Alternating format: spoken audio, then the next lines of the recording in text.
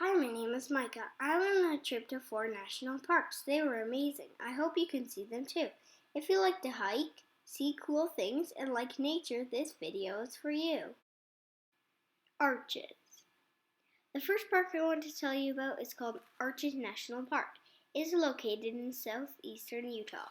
It is known for its incredible rock formations, and you guessed it, amazing natural arches. Water, ice, extreme temperatures, and underground salt movement created the sculpted rock scenery and arches that you really have to see to believe. Spires, fins, bounced rocks, buttes, and windows in the rocks called arches are everywhere throughout the park. Shaped by erosion caused by the wind and rain, the face of Arches National Park is always changing. The arches themselves have a lifespan like people, but no one knows exactly when one will fall and break.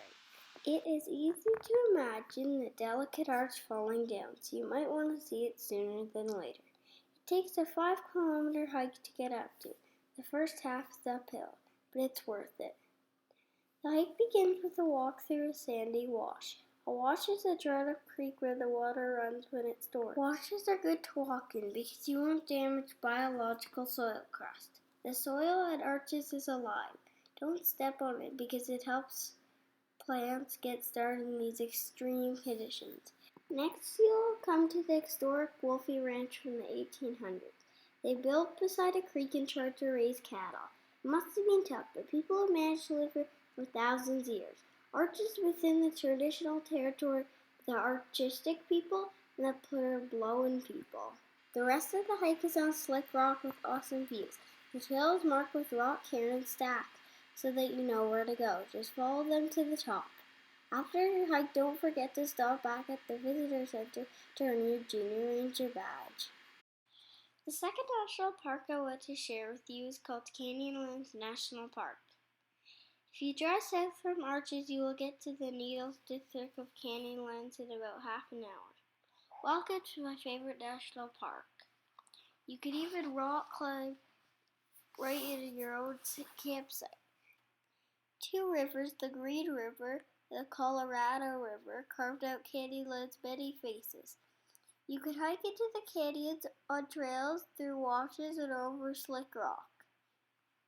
I love climbing slick rock, and you can get to great views without climbing equipment. Usually you just have to follow the cairns.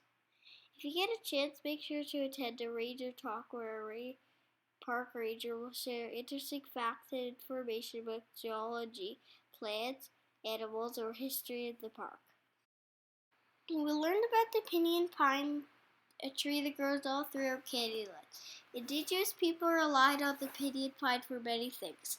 They used the tree for shelter and its bark for medicine. Most importantly, they used the pine cones for a major food source. Inside the cones, the pine nuts provide great nutrition. They were easy to collect, plentiful so they could eat them all through the winter. We ate some roasted pine nuts and they tasted a little bit like sunflower seed mixed with stick bark. The pinyon pine works together with the pinyon jay. The bird eats the pine nuts and helps the tree by spreading its nuts for new pinyon pines to grow. The tree also adds to the beautiful colors of Canyonlands National Park. Don't miss it. Next up on our adventure was Capitol Reef, a wrinkle in the earth. Capitol Reef was formed from uplift and erosion, which created a big fold in the earth. One of the earliest explorers of this area said the light seems to flow or shine out of the rock rather than be reflected from it. It was very pretty here. We headed into the Fruita district of the park to camp. Fruitas were early Mormon pioneers worked to create a home. These people worked hard planting fruit trees and running a homestead by the Fremont River. Fruita was lush and green and full of beautiful trees.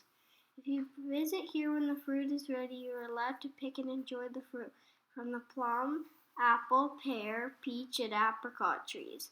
I would like to return to Capitol Reef and taste all the fruits one day. There are lots of places where you can find evidence of first people in the park. There are carvings called petroglyphs and painting called petroglyphs where you could visit. Some of the hikes we enjoyed were Coab Canyon, Hickman Bridge, and the Grand Wash. Coab Canyon was my favorite. It was a tricky hike that had lots of switchbacks heading up over a mountain.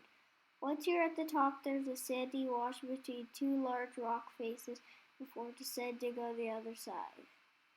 Pro tip, be sure to wear hiking boots with strong grips for this one and pack cinnamon bun and water for the top. The last park I'm going to tell you about is actually the first national park of them all, Yellowstone. Of course, you've likely heard about Old Faithful, the geyser that erupts predictably every 60 to 70 minutes. It's pretty cool, but my favorite geyser was the Beehive Geyser. If you're lucky, like me, you might get to see it, but no one can tell when it will erupt. If you're even luckier, you might see Steamboat Geyser, the biggest geyser in the world. We waited 20 minutes in hopes that it might blow, but even 2 days later it still hadn't erupted. The geysers are created by pressure that builds as magma that is close to the Earth's surface heats up underground water. When boiling water is constricted by a narrow spot, a geyser is formed. Geysers aren't the only geothermal feature at Yellowstone. Everywhere you look, there is steam and the smell of sulfur. Mud flats, fumaroles, and hot springs are all pretty neat. But that's not all Yellowstone has to offer. You might enjoy having happy hour at the game of elk in Mammoth Campground, or watching a herd of bison with their newborn calf graze along the river at Madison.